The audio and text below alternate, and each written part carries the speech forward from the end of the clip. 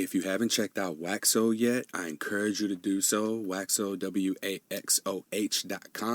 is where I submit a lot of blog posts that give you a little more insights to what the guests have shared on Something Positive for Positive People, as well as a little bit more about my personal experience. One of the most recent articles that I posted on there has been about rejection and detaching yourself from it and understanding that any experience you have with rejection is just the other person declining what it is that you have to offer, and it's not them declining, rejecting you as a person. So I encourage you to go and check that out. I was really, really proud about this. If you can't hear it in my voice, that's how excited I was. So just please go support them, check them out. And as you know, I'm a dating positive spokesperson. This is a website that you can find love, friendship, sex, intimacy, whatever it is that you're looking for. Just be upfront about whatever it is, please. Like, don't deceive people. That's a very shoddy thing to do. Also, this episode is featuring someone a little bit different. I've told you guys before in past episodes that I wanted to switch up the podcast just a little bit and make it be more useful and encourage people to feel more safe engaging with it and sharing it. So if you listen to this episode and you like it, I encourage you to just please leave us a review and let us know that you liked it or didn't like it. And you can even DM me on Instagram. That's where I'm most active, at H on my chest, and let me know what you thought of it, if you want more of this, or if I need to just stick to interviewing people who have herpes and HIV and asking them about their experience. So I know it's challenging to be willing to open up and express or touch base with me even about this podcast. So I appreciate everyone who does reach out to me and engage with me, because it does fuel the fire a little bit within me, letting me know that people are listening, people are getting some value out of this. Saturday, March 9th, 2019, I will be doing a live podcast recording for Ignite Intimacy at South by Southwest. Thank you to everybody who voted. Ashley, Manta, Laura, Aisha, and myself are going to be doing a live podcast recording at South by Southwest at the JW Marriott, room 207 at 9:30 a.m. this upcoming Saturday. I'm recording this podcast, I'm uploading this podcast a little bit sooner than normal. Today is Wednesday, March 6th. Usually I post Thursday evening, Friday morning, just to have it up there for everybody to be able to download. But since I'm going to be traveling here shortly to South by Southwest, I actually leave tomorrow, Sierra and I wanted to be sure that this was uploaded and good to go and ready to listen to ahead of time. So the conversation that we're going to have at South by Southwest, it'll be uploaded to the Ignite Intimacy podcast feed, and it's all about making disclosure sexy. What does that mean? Well, disclosing itself can be a very dreadful thing, and depending on how you look at it, it can be seen as something daunting, dreadful, or it can be the most useful tool ever to open up conversations about sexual health, negotiating sexual pleasures, kinks, do's, don'ts, and likes and dislikes. So we got to be able to use this to open up the floor for conversation about that kind of stuff and create a safe space for both parties to express their experiences with STDs. Like, that's flat out what it is. So we want to be able to make that conversation a little more accepting, and we want to remove the negative connotation from it, because it's a necessary conversation. So stick around for that. I'll share when it's uploaded and let everybody know. Hope you enjoyed this episode of the podcast. Let me know what you think by leaving us a rating or review. I'm on Instagram, most active there, at H on my chest, but all other social media, except for Facebook, at H on my chest. Or you can find me at Courtney Brame on Facebook. I'm wearing a Giving 100 t-shirt, and it's 3 black dudes as my cover photo. I'm the one with the long hair, don't care. So welcome to Something Positive for Positive People. Today's guest is a little bit different, as I've been saying a lot lately. But we are going to be talking about self-compassion. I'm here with Ariel. You want to say your last name? Abramczyk Travelstead. What? It's Abramczyk Travelstead. Is that your middle and last name? No, it's a hyphen last name and not due to marriage. Okay. All right. Say it one more time. Ariel Abramczyk Travelstead. All right. What is that? It's German. Oh, it's German? German and American. Oh, okay. Which part's American? Travelstead. Oh, I've never heard that before. It sounds pretty redneck to me. Oh. So that's because I'm from the country. So I brought Ariel on. I recently went and sat in a presentation that she gave about self-compassion, and that's something that's very important for anyone who's listening to this podcast or finds their way here after a new herpes diagnosis or an HIV diagnosis, or if you just stumble across this podcast because the title stood out to you, something positive for positive people, and you have no idea that this is about STIs. So you're going to get a hint of self-compassion today. To date, our most popular episode is the one on self-acceptance. So I wanted to do something where we were able to add more to that, because that seems to be something that a lot of people are gravitating towards, and it's been very useful. I've gotten a lot of feedback from people about that particular episode and what we dove into there, but this one's not experience-based per se from an STI standpoint, but I wanted to give Ariel space here because this is what she does, and she can give us a few tips and takeaways that we can take into our daily life and be able to apply to whatever it is that we're going through in order to be able to treat ourselves with self-compassion and take care of ourselves, because that's the most important thing that we can do in the beginning here, STI positive or not, is to be able to learn early to take care of yourself, since we're just not taught to do that. And this is just one of those things that you have to go through life and learn eventually, that you have to come to this space where you realize that you absolutely have to prioritize yourself. So, Ariel, I'm going to give you the floor. We're going to open up with who you are, what are your credentials, and what is self-compassion? Wonderful. So a little background on me. I've been a nurse for the past 6.5 years. I started out at an OBGYN for 2 years, where I called people about their positive results. So it could be as simple as being positive for trich, as complicated as being positive for herpes. And people were very taken back by any positive test result that they might have had. So there was a lot of nurturing and gentleness in that type of dialogue, and how you present it to a person was very important. I would notice that some people would get that type of news very harshly, just like, here it is, there you go. So I've always come from a place of talking to people with connection and making sure that they hear that there's another human being on the other side of that phone when I told them something. And going on with my career, I went into psych nursing. I managed group home settings with about 110 people who had mental disorders, that had issues with how they could take care of themselves. So my company I worked for managed their healthcare, managed their food, hired staff to be in the homes to take care of them. And from there, I moved to St. Louis and became a home health nurse. And with that, I traveled all around St. Louis City, and I still do that today. So traveling in and out of people's homes, getting to really see how they live, what their issues are, their diseases, how they're handling and caring for themselves. It's just natural to see that everybody really needs more positivity and nurturing for themselves. I started my yoga practice about 4 years ago. I was coming into a complicated place in my marriage. I was 23 years old, and that marriage wasn't serving me any longer, and it was stuck in a place that wasn't going to propel me forward, and I had to make a decision to either accept the life that I've created or to change it. And so I chose to change it. I left my ex-husband. I prepared weeks in advance to do this. I got my own apartment. I had everything lined out. I pretty much only took my clothes with me. I left him everything else, and that was very important to me to shed that process. And going through a divorce and being the one that actually chose to do it, there's a lot of shame that kind of comes along with it.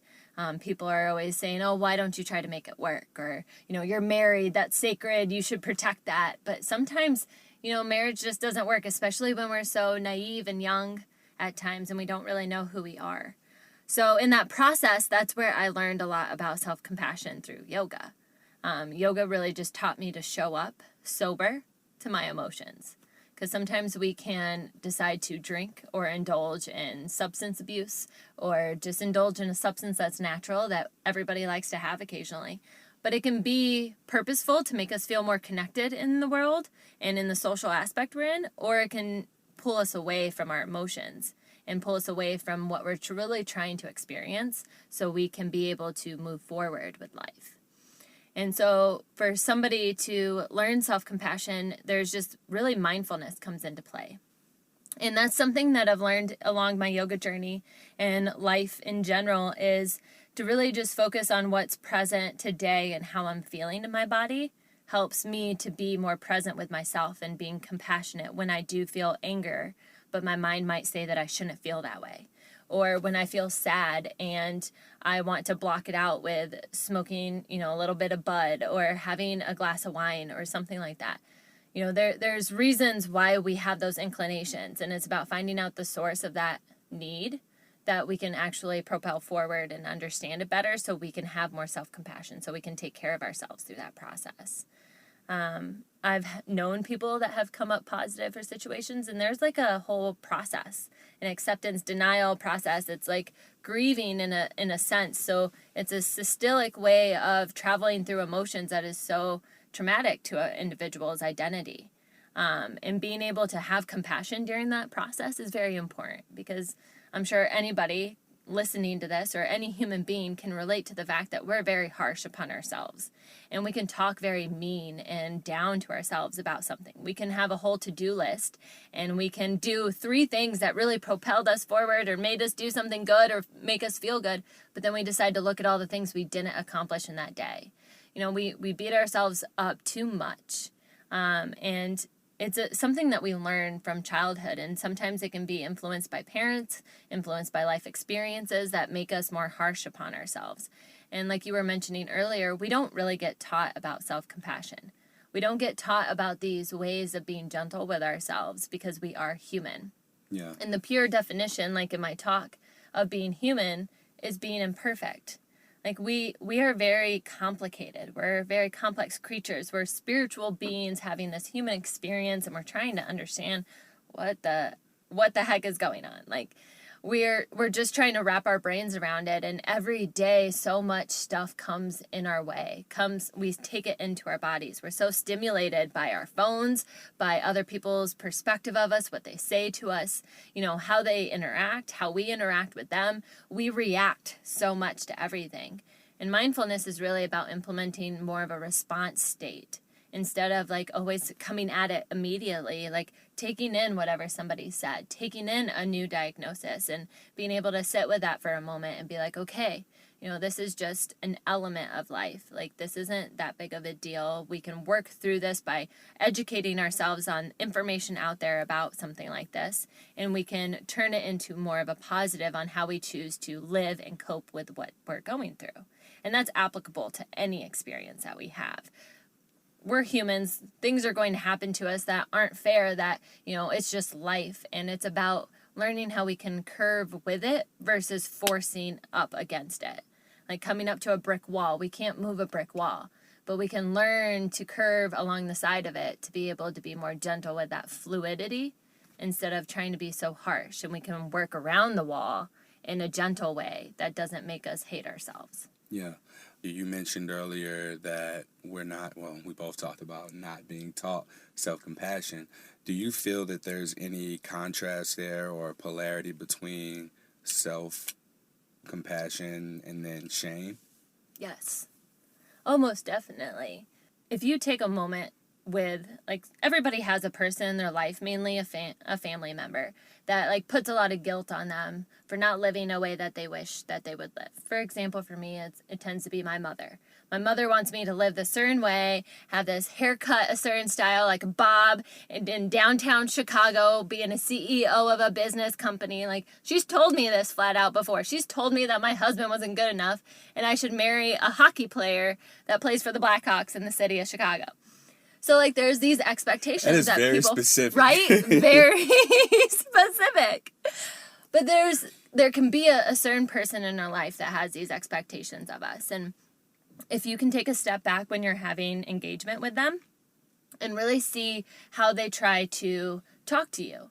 Are they engaging you with empowering messages or empowering what you're choosing to do in your life? Or are they shaming you and guilting you? You can kind of see that. And for me, that was very much my mother, and very much still is my mother. I can do all the great things I can, but there's still not going to be enough for her because I'm not living close enough to her. Or I'm not, in the vicinity of being able to be around what she thinks I should be around. But that's just where there's differences. But what I learned in being more aware of that relationship is that there's a lot of shame and guilt from that. And that's something that was established within me as a child. I felt shame and I got guilt trips when I didn't get straight A's, when I didn't do something a certain way. Like, I felt very shameful that I didn't live up to a certain expectation. So it's easy to fall into that in the future. Like, I like to think of our brains as computers. Like, we get programmed from the second we're born. Whatever our parents put in our lives and train us, teach us, help us develop and go through certain experiences is all how we program ourselves. And then we get to a certain age where we're like, oh, like, this is outdated. Like, the internet's like, like, you ain't got no high-speed Wi-Fi going through, like, to really stream. Like, you're getting this awful internet service, and you feel that with yourself. You feel yourself glitching at times, and so we have to learn to reprogram ourselves. And that's a thing called neuro-linguistic practitioner, is a person that can help establish that. And that's what I'm studying to be. And they use neuroscience for the brain, and it's about finding ways that we're functioning, programs that we have, these limiting self-beliefs that we have about ourselves. Like, a fundamental one for people is typically, I'm not good enough. We can all kind of resonate where we feel like we're not good enough, we don't bring enough worth, we're not valuable in a certain way. And that's not true, but that's a belief that we got established when we were young because maybe we didn't clean the house good enough. Maybe we didn't get the straight A's, so we're not good enough. We're not good enough for our parents' love. We're not good enough for love and all these joyful things in life. So getting to see that and then making the choice to actually create change towards it. And the change is like one of the hardest parts. To change a very ingrained habit that we have, that program that doesn't want to get out. It's like a virus, and like you got to like rip it to shreds to get it out. It's not pretty, it is a process, and that's where you have to be very mindful of your emotions and going through that and understanding that it takes time. So accepting, a positive diagnosis, or accepting a traumatic experience that happened in life, or accepting your childhood, whatever that is, there's a process to it. It's not like you wake up the next day and life's great. It's not going to happen that way. There's ups and there's downs, there's ebbs and flows to it, and that's established with everything. This word enough, not being enough, not having enough, not doing enough, it comes up often with people. It's like, I'm not good enough. What does that stuff even mean? When you're applying your self-worth, your value, like you said earlier, we're spiritual beings having a human experience, and we're, in being a spiritual being, like, our limitations are really limitless. So what is enough? Is it because we're so closely identifying with certain aspects of our lives or our bodies even? Because people will think after a diagnosis that their sexual identity has now been compromised. So now it's like, oh my God, no one's going to want me because I can't have sex with them without giving them this disease. Yeah. And that's one of those things where it's like, are you so not enough now there because you've lost a few points in that area that nothing else about you is enough, or like you just don't realize your limitless potential in being what it is that you are? So what's another way that we can look at things when we start to say, I don't feel like I'm enough, or I'm not good enough, basically? So how can we reframe or revisit that? So to revisit that thing, for me, I always boil down to knowledge. What can I learn about statistically the situation? So for a positive herpes diagnosis, to my knowledge, and correct me if I'm wrong, a person can go asymptomatic, meaning not expressing any symptoms at all, and have it and shed 10% of the days. Well, we have 365 days a year. So that means 36 days of the year the person is shedding the virus that could pass to anyone. By touching thighs, it could pass. But they show no symptoms. So how are they supposed to even know and be knowledgeable in that? And then you go to blood tests and they're iffy. There's not a very confirmed way to diagnose it. It is very iffy. And I think that along with that, when it sheds at those times, that's when you can get a really good reading from blood necessarily, versus times that you might not be showing any symptoms. You get the blood test and you might not be showing it. A person who has symptoms only sheds the virus 20% of the days. So that's 64 days or 72 days. Sorry, my math was a little. Right. 72 days out of the year, out of 365, that a person is shedding that virus. So the chances are, and especially, just having multiple partners, chances are we've exposed ourselves to it. Pretty much 1 in 4 people, we exposed ourselves without even knowing, without the partner possibly not even knowing. So there's a high chance of having it. And in my experience with knowledge of like nutrition and holistic care, you can do certain things to keep yourself from expressing symptoms. You can take care of yourself where you don't have any of those issues that can cause discomfort, that can cause embarrassment during sexual activity. And to get back to not feeling good enough, there's a lot more to it. And with knowing that type of knowledge, like you can accept it a lot easier. Like, whoa, like I imagine just everybody walks around with herpes. Like just the idea of that, because it helps to realize that we're one and the same. There's a lot of people out with this type of diagnosis, with even more diagnoses, with even more illnesses and diseases, as I've seen as a home health nurse, as a nurse in general. And there's an acceptance pattern about it. But getting back to feeling good enough is about knowing that like you bring value. You have value in yourself as an individual with being in a relationship with a person. And if you have something that compromises your sexual identity, with the right person, it's not going to be an issue. With the right person, they're going to understand the knowledge behind it. They're going to understand how they might be exposed, and they might possibly been exposed before. And that person will show you and express that you are good enough. So sometimes we have to find external validation. But it's a matter of like how much do we search for that? When we take a lot of selfies and we post ourselves in our physical bodies all over the place, we're trying to validate that we are good in that way. And granted, I've been in that position as a young female in my early 20s when I wasn't married. Like that's something that I utilized to express myself. And it was searching for that validation. And eventually I rolled into validating myself, and doing things that make me feel good about myself. Mm-hmm. So like if I were to get a diagnosis like that, then I would take the time needed to process it. Maybe it's that night. Maybe I eat a whole tub of ice cream. Like, I don't know what the fuck I would want to do. Like, just whatever screams to me at that moment to express. Go to my best friend's house and tell her and share that. Or maybe not tell anybody at all and accept that and research and find podcasts that talk about it in a positive light. Reading more information to help myself accept that. And then once it's more accepted, then you're able to transform that into a belief that you are good enough.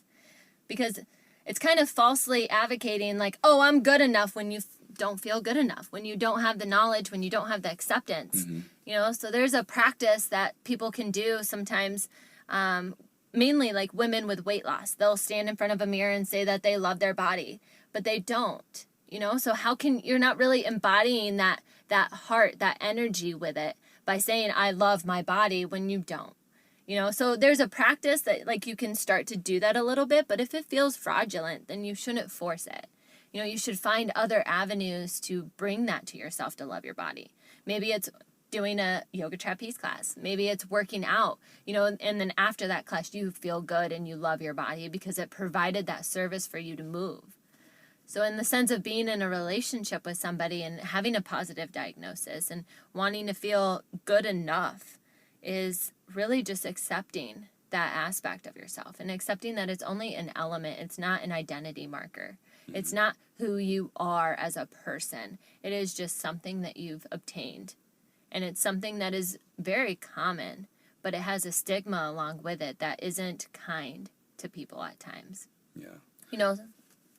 And so, with all that said, like the stigma itself is literally the opinions of other people, or it's what we think other people will think mm-hmm. about us if they knew we had herpes. And so going back to that self-compassion, and that being enough. Why do you feel like you're not enough to these people? The people who you're so afraid of finding out about your diagnosis, or why you're struggling with life the way you are, or why you're experiencing the emotions that come with a diagnosis, or why your behaviors are being dictated by them. What's so bad about thinking that other people are going to think certain things about you? is the worst part about that whole thing is that these are your thoughts. So what is it that you think and believe about yourself that's making you believe that the people you like, know, love, trust, care to get establish deeper connections with, what beliefs do you have about you that make you believe that those people are going to treat you like not that person that you believe yourself to be? Or are these even beliefs that you have? Are these beliefs your own? Or are these just the opinions of other people you're absorbing all the time? And this is how your self-talk is. So it's good to ask yourself that as well as you go along through this process. Taking it back to what you said about the looking at yourself in the mirror, looking at your body, saying, I love my body, I'm perfect as I am. The whole concept of fake it till you make it, I'm learning that doesn't work. No. It doesn't work. And in fact, it may even reassure the negative self-talk that you have going on. Because while you're standing in front of the mirror and your eyes are seeing what you're seeing and your brain's trying to rationalize, oh, I look great, I feel great, I look great. Really, the best thing that you can do is, like you said, use your body.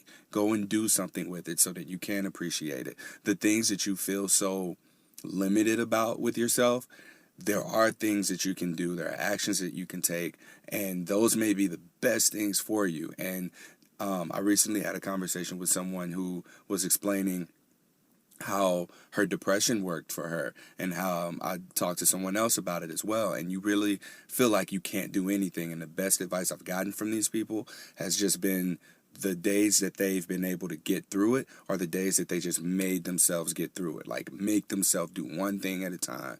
Get up out of the bed, go and make something to eat, go and take a shower, just get outside and get sunlight. Like, being able to just be understanding and accept the fact that you are able to do what it is that you are doing. Don't focus on what you can't do enough of or what you're not enough of. Focus on the things that you're capable of doing. So if you can get up, put tennis shoes on, step outside, do that. You don't have to worry about running a mile or a marathon or a 5K or to the gym and then working out. Just do one thing. Take one action. Take one step. And that's really all you may need to get started. So in the realm of self-compassion, find that thing about yourself that you may not really appreciate, or you may be trying to fake it till you make it about, and then just challenge it. Challenge that thing. It's just like with the stigma. When you have a herpes diagnosis, when you have an STI diagnosis, you have this rush of just beliefs about who you are now as a result of this diagnosis, and you've not given yourself much time to challenge the stigma with what your experience is. And I believe that that's been one of the most useful things for people, is being able to have their own experiences and say, that shit doesn't apply to me. So taking it back to self-compassion. So there's 3 elements to self-compassion. First one is mindfulness, the second one is self-kindness, and then the third one is connectedness. So those points that you were making, like finding sources of support, individuals that you can share your feelings with in an open dialogue. Self-kindness. So a lot of that, like we've spoken about, is that mental chatter. And what's helped me the most with my mindfulness practice, which is also an element in self-compassion, is realizing what our thoughts are. So if I have a thought that I just got diagnosed and I am awful and I'm putting shame onto myself because of this diagnosis, I work to label that thought. I work to say that is my ego. That is not me, who I really am. Like there's a separation, and our ego is so driven in our lives from childhood to present moment until we start to bring experiences and awareness to our life. It's the only thing we know as our mind. But there is a difference. There is ego, and then there is consciousness. And that consciousness is what we want to get into, have more time into. That's where our awareness grows. So in moments that we can get into our consciousness over ego is when we analyze our thoughts. And in a way that just isn't so much of like, oh, what is this and what is that and how do I take care of this? But just, is that ego or is that consciousness? Consciousness will tell you, how do you feel?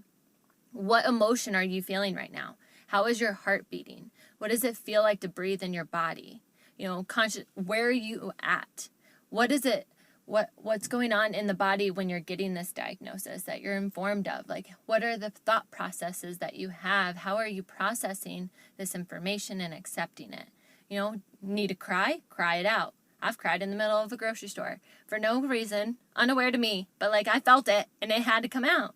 You know, so feeling those moments, that's pure awareness. That's consciousness when we can get into that space. But if we're in our head and we get newly diagnosed and we're like, oh, we're awful, we're dirty, we might have this, we're not good enough now, I'm going to have to tell every sexual partner I have, I'm going to have to tell everybody I ever have sex with in the future, it's going to be so shameful, it's going to be awful to have that conversation, nobody's going to want to sleep with me. Those are all egos. And that pace, that's the pace that our ego can have, because our ego tries to keep us small. Our ego wants to keep us in the small niche to protect us, to keep us in this space where it can control our behaviors and our actions. But when we can see that, when we can hear it, we can be like, that's okay. That's my ego. I appreciate it trying to make effort to keep me safe, because that's typically what it's trying to do. Our ego is in relation to our inner child, experiences we've had, and our inner child is trying to keep us safe, so it keeps us small so we don't have to worry about getting hurt. And so when we see that thoughts are ego related, then we can pull ourselves into consciousness. And the way that I best pull myself into a conscious state is feel my heartbeat. Feel your lungs expand as you inhale on your next breath. Feel your body exhale and release that. You know, being present in the body. Where's your left toe at right now? Your left big toe. Can you wiggle it? You know, like being able to bring the awareness to the right big toe. Working up to your knees. What does your knees feel like right now? How is your body sitting in the chair or the furniture or the car seat in this moment? Where are you feeling pressure on your body from that? Those are moments of consciousness, because you're finding where you are in time and space. You're able to check in with how you're feeling. You're not in the over thoughts of, you know, somebody cutting you off while you're driving, or this new diagnosis, or what that guy said at the restaurant, or, you know, all this mental chatter that we try to keep ourselves busy with. It's about finding that peace, stepping back into that state of response versus react. That state of taking 2 seconds just to check in with yourself. You know, that's where pure consciousness is, and our ego clouds it all because we just run our minds like crazy. But the best way for self-compassion, for self-kindness, for evolvement for human beings is to step back into that state of consciousness. And that's where you will find self-compassion. That's where you will find that every single person you cross path with is exactly the same as you. I'm exactly as you. We're in different bodies. We look differently, but I'm exactly the same as you. And that's what it comes down to, the purest form. So our physical elements, our physical life, that's just this spot now. You know, and we don't have to identify so much with certain things that happen in our life, because our ego tends to make stories. And then I tell everybody that I'm divorced and I was married for, 2 years. I was with the man for 6, and this was what my marriage was like. And that shit don't matter. That shit don't matter. It was past. It taught me lessons. These are the lessons I came out of this marriage with. And that's what I share with people in my experiences, versus allowing that story to be the headliner. I'm going to share what value I brought from that experience. And that's what you want to derive from life. Yeah, because we can always look at what we can see, hear, touch, taste, smell, and view it for what it is. Like, okay, that's what it is. But when you crack open that shell, or you spend time exchanging energy with someone, then you get a better feel for who that person is, what this person's been through, what lessons they have to teach you. Definitely. And it's just like you said, like when you're able to recognize that sameness in everybody, we're all the same. While we have our unique sets of experiences as an expression of that one being that we all are, like it's still, we should be able to recognize that within one another and acknowledge the fact that people are going to be mirrors to us. The people around us are. And challenging or putting those mirrors up to those people, or having them hold them up, like you can see elements of them that bring things out of you, and those are the things that you really want to sit with and be with and put a little bit of investment of energy into, so that you can understand, why is it that I do these things, or why do I feel this way in certain types of situations. And often we just don't do that. I mean, we're not taught to. We have to learn these things. Well, and on your comment or your inquiry about being good enough, what I've learned in my own personal practice is that we tend to really value, I'm a people pleaser. I like to make people happy, and that in turn makes me happy. But that can be a downfall of mine too. Like in my marriage, I was manipulative. I wanted to do things a certain way to hope that he would have an outcome that I expected out of the situation. And that would have made me happy. Huh? It's a covert contract. Yeah. So, like, there was a lot of manipulation in that. That's an element that wasn't healthy that I was doing, and I saw that. So I removed myself from that situation. But in removing myself and regrowing, rebirthing, redeveloping, programming myself, I learned that I needed boundaries as a people pleaser, as a person that cared about other people's perspective of me, what they thought of me, what their opinion was. Those aren't very valuable to us, honestly. And our worth, our self-worth tends to fall down when we care more about other people's perspective of us. So forming boundaries is very important. Like, you can form boundaries with an individual to share only so much, and you don't share more than that. So then you don't even give them the opportunity to have an opinion or perspective about a certain element of your life, so you don't even have to hear it. You don't have to take that on. Deciding, even if I was going to tell somebody my whole life story and they had some opinions, or say, for example, my mother and her opinions, like, I will let her say them. I will hear them. I'll allow them to be in this space between us. I don't have to accept it. I don't have to agree with it. I don't have to take her shame on. I don't have to take her guilt. And that's a choice. That's an active choice that we have to make in those exchanges. And that's where we decide that we're good enough to not take on that guilt and shame, to not allow somebody else's perspective to determine how we feel about ourselves. And that's what we really have to learn and establish as we grow and we adult. Yeah. For us to learn that we have a choice, does it usually take some sort of a traumatic event like a diagnosis to occur to send us down the path of learning, okay, I have a choice in how to respond to this. I have a choice of what I'm going to allow into my space, what kind of energy I'm going to bring into a space. How do we get to that? How do we get to realize we have a choice when after a diagnosis things are just so dark? Like, I'm in a state of despair and there is no hope, and I don't want to hear that shit. I don't want to hear this positivity shit. I don't want to hear it's going to be okay. I don't want to hear it's not the end of the world. I don't want to hear none of that shit. I'm pissed. Yeah, and it's okay to be pissed. There's times in life to be pissed. There's times in life that we have anger, and it's normal. It's a human reaction to have. It's human emotion. It's about how do we channel that. I will literally, when I get really angry, I will go out to the woods, take a wooden bat, and beat the crap out of dead trees on the ground and watch them shatter at my strength. Like, that is a way that I get anger out, because I've found an avenue that I can release it. Smashing a pillow against the bed or just screaming at the top of my lungs, like, whatever I have to do to, like, shake it out of me is what I do. So it's appropriate to have anger. You don't have to shame yourself for that. You don't have to be like, I shouldn't be angry, blah, blah, blah, blah, blah. I did this to myself, or, I deserve this, or whatever that might be. But you have anger, and it's okay.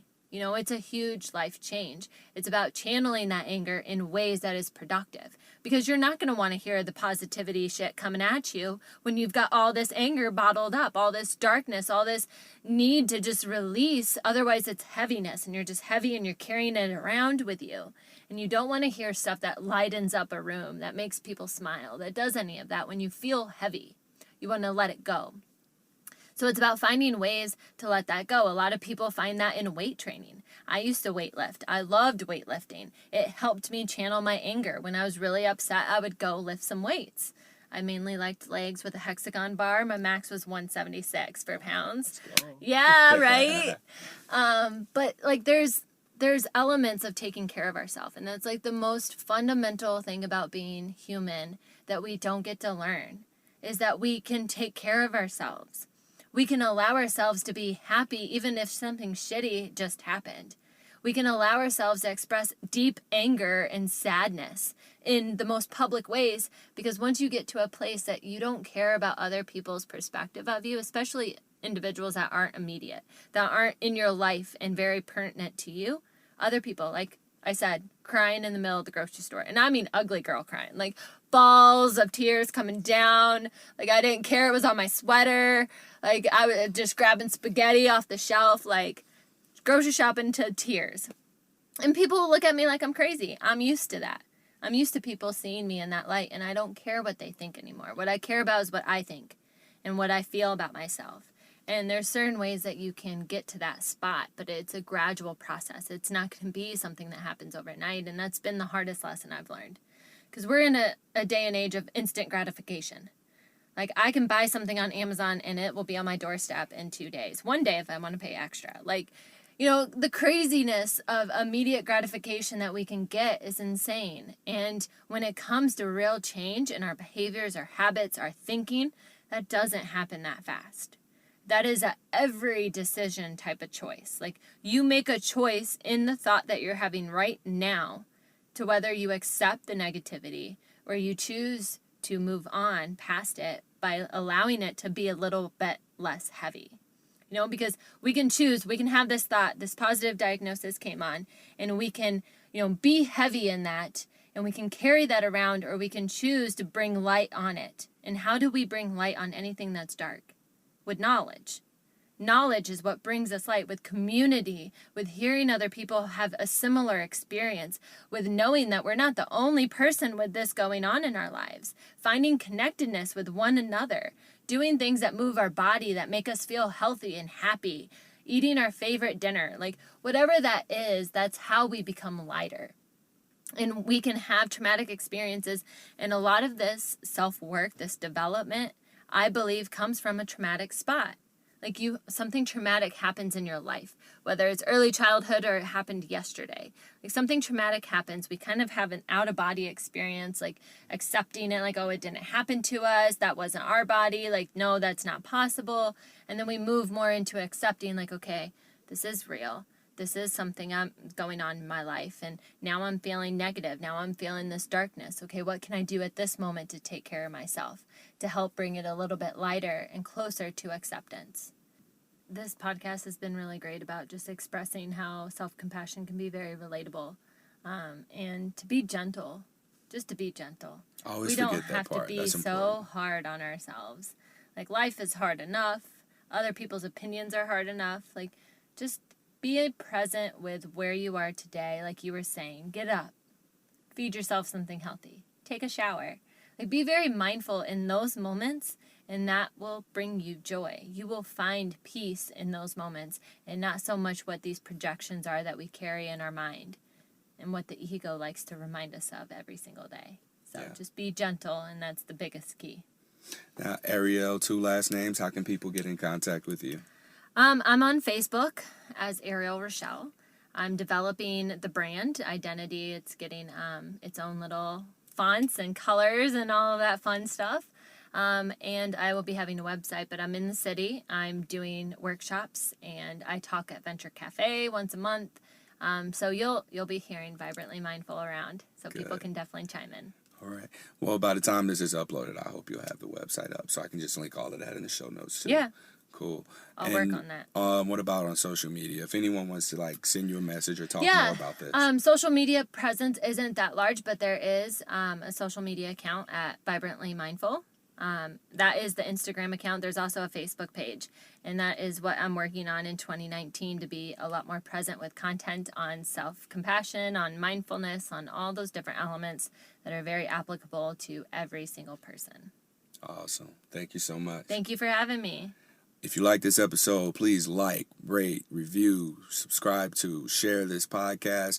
I hope to be able to do a lot more of these where we're able to just bring more valuable information to you guys. Like I said, the self-acceptance episode was good. I'm hoping that people are able to get some use out of this self-compassion episode as well, so that we can all just come out of this and be able to open up comfortably among ourselves and be able to utilize our support groups. Because what happens is, when everyone realizes they know someone who's living with or affected by herpes or any STI really, I think that's when we begin to see that the stigma just we begin to see it for what it is and expose it, because it cannot live where truth is, because it's based upon lies. So we want to encourage people to tap into their support systems. And hopefully this episode is able to get us to a place where we're able to be comfortable enough with ourselves to where we can share with one person and then maybe another person. And like I said, the more people who know, the more people that are more empathetic and knowledgeable about it, so that when someone's disclosing to them, they know how to handle it. Or if they need to disclose, they know where they can go for more information, or if they need help with anything. So that concludes this episode of Something Positive for Positive People. Till next time, stay positive.